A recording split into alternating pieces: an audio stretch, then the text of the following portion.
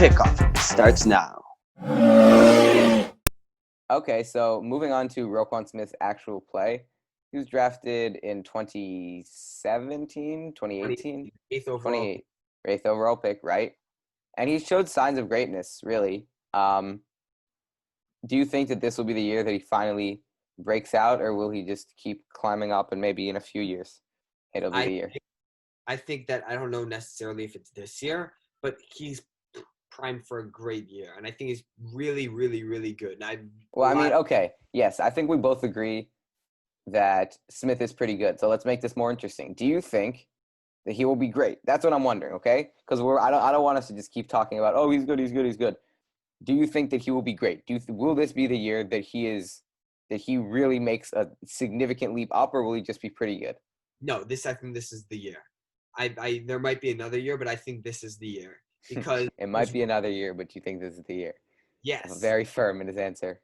Very firm. His rookie year, he showed a lot of potential. Last year, to begin the year, he was, I wouldn't say shaky, but it wasn't amazing. And he started building himself up. He played really well. Against the Lions, he had 2 sacks, like 16 tackles, like a crazy stat line against the Lions Thanksgiving. He was really starting to get into his role, and he was playing really, really, really well for like the last 4 or 5 games. And then he got injured against the Cowboys. And I think that first off, that injury took away a really good year. Right, but that injury, you could say, the reason that he did badly last year was because of the injury. But then, with that said, the injury could continue to affect him for the rest of his career. Yeah. Because, worst comes to worst, I'm saying he could be what did he injure? His pectoral muscle. Is that like something that's nagging? Is it known to be a nagging injury? Or is it just a one-time thing? I'm not sure, but I don't think I obviously it's a big time injury, but it's not like an ACL or anything like that. Right, it's nothing like that, but still, it's just a factor you got to take into account a little bit at least.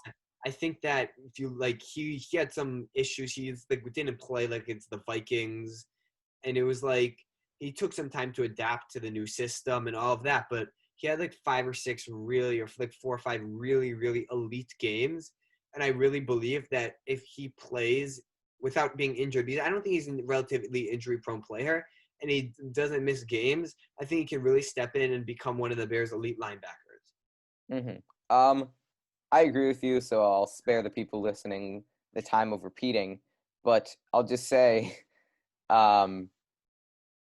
so another reason why he could be great, the lack of depth just means that he will have more time to play. And although that could mean he gets injured more or something like that, it really means that he's just going to have a bigger role this year. So that's a pretty clear reason in my eyes why he is prone for a breakout.